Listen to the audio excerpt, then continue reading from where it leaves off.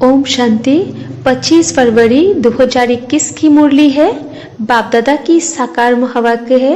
बाबा बोले, मीठे बच्चे, तुम्हें याद में रहने का पुरुषार्थ जरूर करना है, क्योंकि याद के बल से ही तुम विक्रमाजित बनेंगे।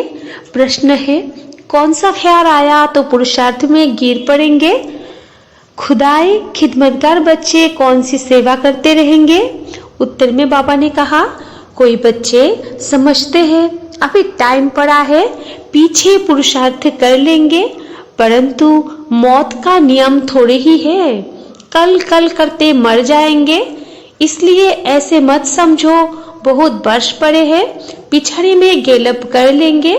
यह ख्याल और ही गिरा देगा। जितना हो सके याद में रहने का पुरुषार्थ करो, श्रीमत पर अपना कल्याण करते रहो। रूहानी खुदाए खिदमतगार बच्चे रूहों को सल्वेज करने, पतितों को पावन बनाने की सेवा करते रहेंगे। गीत है ओम नमः शिवाय, ओम शांति। यह तो बच्चों को समझाया गया है। निराकार बाप साकार बिगर कोई भी कर्म नहीं कर सकते हैं, पाठ बजा नहीं सकते। रूहानी बाप आकर ब्रह्मा द्वारा रूहानी बच्चों को समझाते हैं। योग बल से ही बच्चों को सतो प्रधान बनना है, फिर सतो प्रधान विश्व का मालिक बनना है। यह बच्चों की बुद्धि में है। कल्प कल्प बाप आकर के राजयुग सिखलाते हैं। ब्रह्मा द्वारा आकर आदि सनातन देवी देवता धर्म की स्थापना करते हैं, यानी मनुष्य को देवता बनाते हैं। मनुष्य जो देवी देवता थे सो अब बदलकर शूद्र पतित बन पड़े हैं। भारत जब पारस बुद्धि पारसपुरी था तो पवित्रता सुख शांति सब थी। यह 5000 वर्ष की बात है। एक्यूरेट हिसाब किताब बाप बैठ समझाते हैं, उनसे ऊंच तो कोई है नहीं। सृष्टि व झाड़ जिसको कल्प वृक्ष कहते हैं, उसके आदि मध्य अंत का राज बाप ही बता सकते हैं। भारत का जो देवी देवता धर्म था वो अब प्राय लोप हो गया है। देवी देवता धर्म तो अभी रहा नहीं है। देवताओं के चित्र जरूर है, यह तो भारतवासी जानते हैं। सतयुग में लक्ष्मी नारायण का राज्य था, बल शास्त्रों में यह भूल कर दी है जो कृष्ण को द्वापर में ले गए हैं। बाप ही आकर भूले हुए को पूरा रास्ता बताते हैं। रास्ता बतलाने वाला आता है तो सब आत्माएं मुक्ति धाम में चली जाती है। इसलिए उनको कहा जाता है सर्व का सद्गति दाता। रचता एक ही होता है, एक ही सृष्टि है। वर्ल्ड की हिस्ट्री जियोग्राफी एक ही है, वो रिपीट होती रहती है। सतयुग त्रेता द्वापर कलियुग, फिर होता है संगम युग। कलियुग में है पतित, संगम युग में है पावन। सतयुग होगा तो जरूर कलियुग विनाश होगा। विनाश से पहले स्थापना होगी। सतयुग में तो स्थापना नहीं होगी। भगवान आएगा ही तब जब पतित दुनिया है। सतयुग तो है ही पावन दुनिया। पतित दुनिया को पावन दुनिया बनाने भगवान को आना पड़ता है। अब बाप सहज से सहज युक्ति बताते हैं। देह के सब संबंध छोड़ देही अभिमानी बन बाप को याद करो। कोई एक तो पतित पावन है ना। भक्तों को फल देने वाला एक ही भगवान है। भक्तों को ज्ञान देते हैं। पतित दुनिया में ज्ञान सागर ही आते हैं पावन बनाने लिए। पावन बनते हो योग से, बाप बिगर तो कोई पावन बना न सके। यह सब बातें बुद्धि में बिठाई जाती है औरों को समझाने के लिए। घर घर में संदेश देना है। ऐसे नहीं कहना है कि भगवान आया है, बड़ा युक्ति से समझाना होता है। बोलो वो बाप है ना, एक है लौकिक बाप, दूसरा पारलौकिक बाप। दुख के समय पारलौकिक बाप को ही याद करते हैं। सुख धाम में कोई भी याद नहीं करते हैं। सतयुग में लक्ष्मी नारायण के राज्य में सुख ही सुख था। प्योरिटी पीस प्रॉस्पेरिटी थी। बाप का वर्षा मिल गया फिर पुकारते क्यों। आत्मा जानती है हमको सुख है, यह तो कोई भी कहेंगे वह सुख ही सुख है। बाप ने दुख के लिए तो सृष्टि नहीं रची है, यह बना बनाया खेल है। जिनका पार्ट पिछाड़ी में है, 2-4 जन्म लेते हैं, वो जरूर बाकी समय शांति में रहेंगे। बाकी ड्रामा के खेल से ही निकल जाए यह हो नहीं सकता। खेल में तो सबको आना होगा। 1-2 जन्म मिलते हैं तो बाकी समय जैसे कि मोक्ष में है।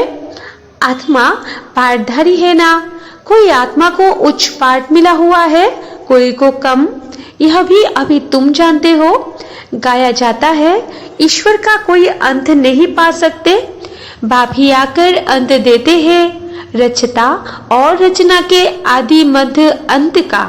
जब तक रचना खुद न आए तब तक रचता और रचना को जान नहीं सकते। बाप ही आकर बतलाते हैं, मैं साधारण तन में प्रवेश करता हूँ। मैं जिसमें प्रवेश करता हूँ वो अपने जन्मों को नहीं जानते। उनको बैठ 84 जन्मों की कहानी सुनाता हूँ। कोई के पार्ट में चेंज नहीं हो सकती, यह बना बनाया खेल है। यह भी किसकी बुद्धि में नहीं बैठता है। बुद्धि में तब बैठे जब पवित्र होकर समझे। अच्छी रीति समझने के लिए ही 7 रोज भट्टी है। भागवत आदि भी 7 दिन रखते हैं। यह भी समझ में आता है। कम से कम 7 दिन के सिवाय कोई समझा न सके। कोई तो अच्छा समझ लेते हैं, कोई तो 7 रोज समझकर भी कुछ नहीं समझते, बुद्धि में बैठता नहीं। कह देते हैं हम तो 7 रोज आया, हमारी बुद्धि में कुछ बैठता नहीं। उच्च पद पाना नहीं होगा तो बुद्धि में बैठेगा नहीं। अच्छा, फिर भी उनका कल्याण तो हुआ ना। प्रजा तो ऐसे ही बनती है। बाकी राज्य भाग्य लेना उसमें तो गुप्त मेहनत है। बाप को याद करने से ही विकर्म विनाश होते हैं। अब करो ना करो, परंतु बाप का डायरेक्शन यह है। प्यारी वस्तु को तो याद किया जाता है ना। भक्ति मार्ग में भी गाते हैं, हे पतित पावन आओ, अब वो मिला है। कहते हैं मुझे याद करो तो कट उतर जाएगी। बादशाही सहज थोड़ी ही मिल सकती, कुछ तो मेहनत होगी ना। याद में ही मेहनत है, मुख्य है ही याद की यात्रा। बहुत याद करने वाले कर्मातीत अवस्था को पा लेते हैं। पूरा याद ना करने से विकर्म विनाश नहीं होंगे। योग बल से ही विकर्माचित बनना है। आगे भी योग बल से ही विकर्मों को जीता है। लक्ष्मी नारायण इतने पवित्र कैसे बने, जबकि कलयुग अंत में कोई भी पवित्र नहीं है। इसमें तो साफ है, यह गीता के ज्ञान का एपिसोड रिपीट हो रहा है। शिव भगवानुवाच, भूले तो होती रहती है ना। बाप ही आकर अभूल बनाते हैं। भारत के जो भी शास्त्र है वो सब है भक्ति मार्ग के। बाप कहते हैं मैंने जो कहा था वो किसको भी पता नहीं है। जिन्हों को कहा था उन्होंने पद पाया, 21 जन्मों की प्रारब्ध पाई, फिर ज्ञान प्राय लोप हो जाता है। तुम ही चक्र लगाकर आए हो। कल्प पहले जिन्होंने सुना है वही आएंगे। अभी तुम जानते हो हम सैपलिंग लगा रहे हैं मनुष्य को देवता बनाने का। यह है देवी झाड़ का सैपलिंग। वो लोग फिर उन झाड़ों का सैपलिंग बहुत लगाते रहते हैं। बाप आकर कॉन्ट्रास्ट बताते हैं। बाप देवी फूलों का सैपलिंग लगाते हैं, वे तो जंगल का सैपलिंग लगाते रहते हैं। तुम दिखाते भी हो कौरव क्या करते भये, पांडव क्या करते भये, उनके क्या प्लान है और तुम्हारे क्या प्लान्स है। वो अपना प्लान बनाते हैं कि दुनिया बढ़े नहीं, फैमिली प्लानिंग करे। जो मनुष्य जास्ती ना बढ़े उसके लिए मेहनत करते रहते हैं। बाप तो बहुत अच्छी बात बतलाते हैं। अनेक धर्म विनाश हो जाएंगे और एक ही देवी देवता धर्म की फैमिली स्थापन करते हैं। सतयुग में एक ही आदि सनातन देवी देवता धर्म की फैमिली थी और इतनी फैमिलीज थी नहीं। भारत में कितनी फैमिली है? गुजराती फैमिली, महाराष्ट्रियन फैमिली और एक्सेट्रा। वास्तव में भारतवासियों की एक फैमिली होनी चाहिए। बहुत फैमिलीज होगी तो जरूर आपस में खिटपिट ही रहेगी, फिर सिविल वार हो जाती है। फैमिली में भी सिविल वार हो जाती है। जैसे क्रिश्चियन की अपनी फैमिली है, उन्हों की भी आपस में लगती है। आपस में दो भाई नहीं मिलते, पानी भी बांटा जाता है। सिख धर्म वाले समझेंगे हम अपने सिख धर्म वालों को जास्ती सुख दे, रख जाती है तो माथा मारते रहते हैं। जब अंत होती है तो फिर सिविल वार आदि सब आ जाती है, आपस में लड़ने लग पड़ते हैं। विनाश तो होना ही है, बॉम्ब्स ढेर बनाते रहते हैं। बड़ी लड़ाई जब लगी जिसमें 2 बॉम्ब्स छोड़े थे, अभी तो ढेर बनाए हैं। समझ की बात है ना, तुमको समझाना है। यह लड़ाई वही महाभारत की है। बड़े बड़े लोग जो भी है कहते हैं अगर इस लड़ाई को बंद नहीं किया तो सारी दुनिया को आग लग जाएगी।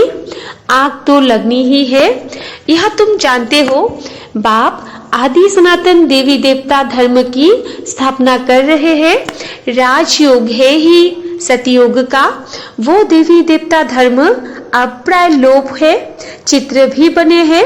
बाप कहते हैं कल्प पहले मौफिक जो विघ्न पढ़ने होंगे वो पढ़ेंगे। पहले थोड़ी ही पता पड़ता है, फिर समझा जाता है कल्प पहले ऐसे हुआ होगा। यह बना बनाया ड्रामा है। ड्रामा में हम बांधे हुए हैं। याद की यात्रा को भूल नहीं जाना है। इनको परीक्षा कहा जाता है। याद की यात्रा में ठहर नहीं सकते हैं, थक जाते हैं।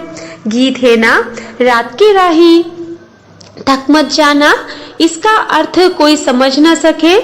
यह है याद की यात्रा, जिससे रात पूरी हो दिन आ जाएगा। आधा कल्प पूरा हो फिर सुख शुरू होगा। बाप ने ही मनमना भव का अर्थ भी समझाया है। सिर्फ गीता में कृष्ण का नाम डालने से वो ताकत नहीं रही है। अब कल्याण तो सबका होना है। गोया हम सब मनुष्य मात्र का कल्याण कर रहे हैं। भारत खास और दुनिया आम, सबका श्रीमत पर हम कल्याण कर रहे हैं। कल्याणकारी जो बनेंगे तो वर्षा भी उनको मिलेगा। याद की यात्रा के सिवाय कल्याण हो ना सके। अभी तुमको समझाया जाता है वो तो बेहद का बाप है। बाप से वर्षा मिला था। भारतवासियों ने ही 84 जन्म लिए हैं। पुनर्जन्म का भी हिसाब है। कोई समझते नहीं कि 84 जन्म कौन लेते हैं। कोई समझते नहीं कि 84 जन्म कौन लेते हैं। अपने ही श्लोक आदि बनाकर सुनाते रहते हैं। गीता वही टिकाए अनेक लिख देते हैं। गीता से तो भागवत बड़ा कर दिया है।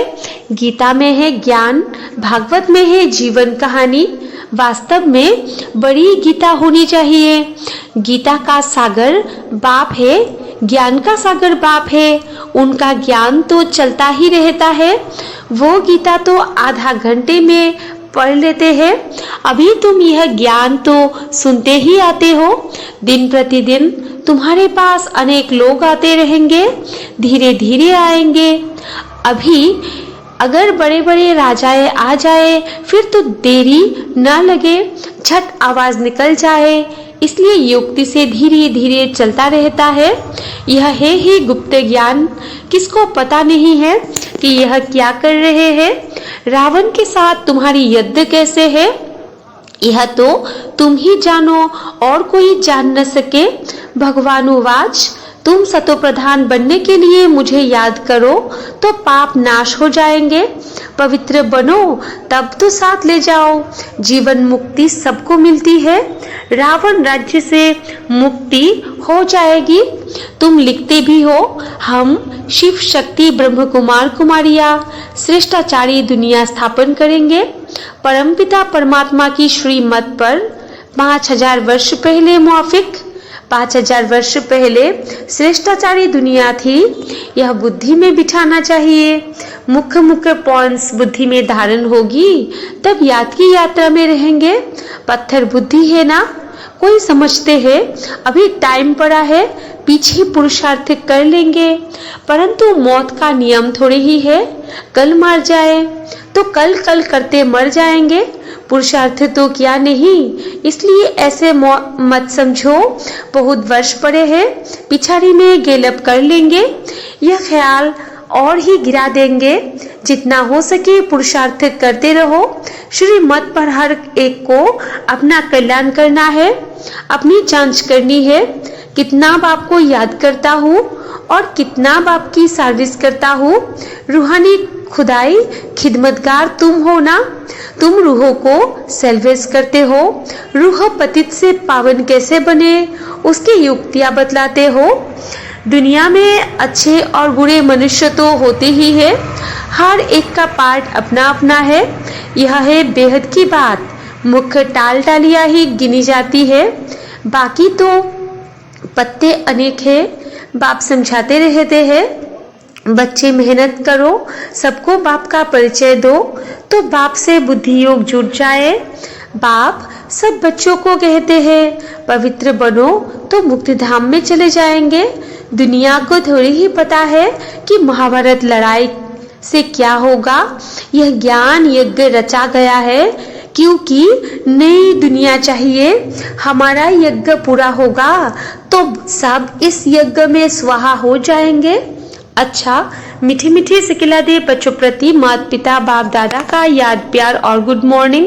रूहानी बाप की रूहानी बच्चों को नमस्ते और हम रूहानी बच्चों की रूहानी माता पिता बाप दादा को भी याद प्यार गुड मॉर्निंग और नमस्ते नमस्ते नमस्ते।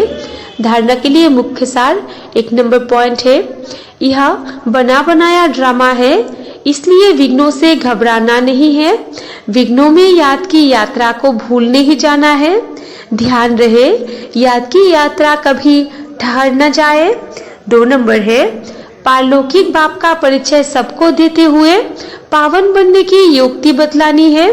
देवी झाड़ का सैपलिंग लगाना है। वरदान है, सर्व जिम्मेवारियों के बोझ बाप को देकर सदा अपनी उन्नति करने वाले सहजयोगी भव।